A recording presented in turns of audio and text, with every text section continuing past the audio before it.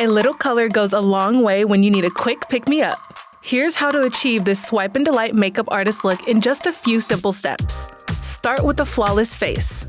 CC cream, concealer, and Silky setting powder to set and mattify your skin with natural-looking color correction.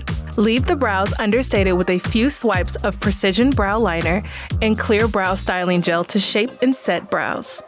Eyeshadow doesn't have to be complicated.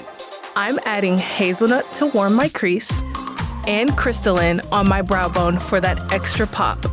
Next, brown eyeliner just on the top to complement the eyeshadow. Add a light coat of mascara to finish the eyes for an effortless look. Now, let's add some dimension to the face. Contour, blush, and highlighter. Your independent beauty consultant can help pick the perfect natural-looking shades that complement your skin tone. Now, let's add some fun to this look with color. I'm defining my lips with waterproof lip liner in red and filling in with Poppy Please. Topping with a shimmery gloss gives the ultimate shine and summery finish. I'm obsessed. Want the same look? Contact your independent beauty consultant to shop these products and more.